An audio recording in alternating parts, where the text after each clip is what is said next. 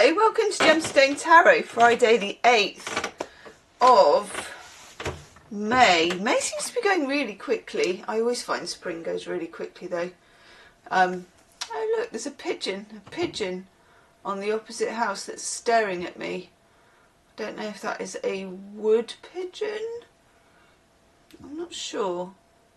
I don't know how to tell the difference. But anyway, we have a pigeon. Hello!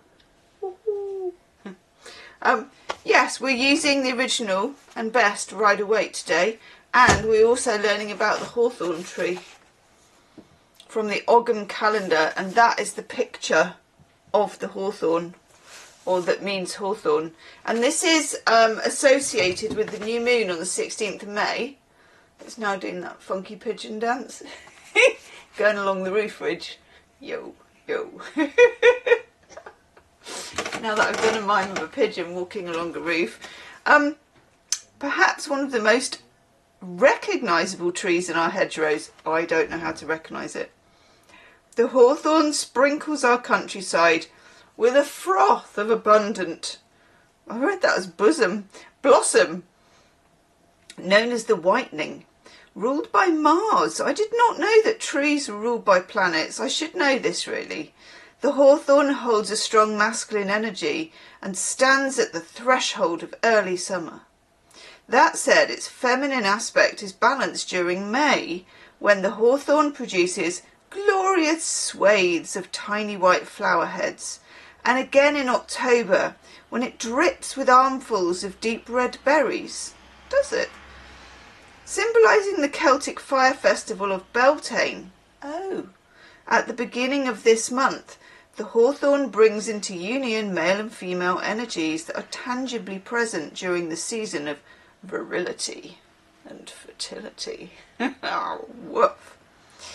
Traditionally known as the May tree, or just May, branches of blossom were gathered at Beltane and used to decorate floors, maypoles. Oh yes, now where did we see that? That was on a card, wasn't it, the other day or somewhere? Maypoles, flower crowns, ushering in good fortune, health and fertility to newlyweds and households. However, because of hawthorn's strong association with the fairy realm, it was believed to bring bad luck if the blossoms were brought into the house at any other time than May Day evening, or the eve of May Day. There's shadow and light to all things, people, and hawthorn, oh God, I can't speak today, hawthorn is no exception. This ancient tree demands respect. Woof! We'll do part 2 tomorrow, I think, of that. That's very exciting. I like the name of the hawthorn tree. Yeah. Let's find out more tomorrow. Okay, what do we need to know? Rider-Waite Tarot. Let's have a proper big girl shuffle for you. What have you lot been up to? Let me know in the comments. Have you been to any social engagements? I think we talked about that yesterday, didn't we? Have you been invited to any? I've been invited to one. I'm going to a social thing. Yes. With some people I do know and some people I don't know. I know. I'm like, people I don't know. Should be fine. Should be fine. Okay. Oof. Oof. Oof. Don't mind if I doof. Oof. Ooh, very nice. Okay. Bit of a storyboard here. And it's a lot. Let's have that one. And that one. We start off with this guy. The one who's kind of... It's a bit enigmatic, this one, isn't it? But I think the general theme is... I'm liking a lot of cups. You know, that's Jupiter in Pisces, the 9 of Cups. And this is about... whatever that is. It's like imagining you had... You know when they talk about a cornucopia? And then they've got this massive basket of like fruit and flowers and vegetables. It's a kind of banquet card. And it's like, what is your emotional banquet? And that kind of like satiety, and I'm going to eat till I'm full and I'm going to enjoy this. That's weird. That's really weird. Okay, maybe I could be going crackers here, because there's a card at the end of the reading that I'm pretty sure I didn't put down and I didn't see it. Who knows? Anyway, that whole eat till you're full thing. What do you desire? I really desire this food or drink or person or feeling. You know, it's what is your heart's desire? What do you want, but in the deepest, most kind of personal sense? Oh wow, there's two dudes out here. One's got a Lakers jumper on and a baseball cap. The other one's got a suit and fluorescent shades on, when shades are not really required. Wow. Looking like something out of a Tarantino film. I don't really get that on my street, I can tell you. I'm going to keep an eye on that. Okay, yeah, it's a sort of... There's always a sense with the Nine of Cups that you want something, but you can't always admit that you want it to yourself. So I'm getting a whiff of that, okay? And then this dude turns up, and I'm sure he turned up yesterday for what I can remember, and he's brought his cup, and he's polished his armour, he's brought his beautiful horse. It's offers. So I think asking that question as well, you know, have you had any social offers? Have you made any social offers?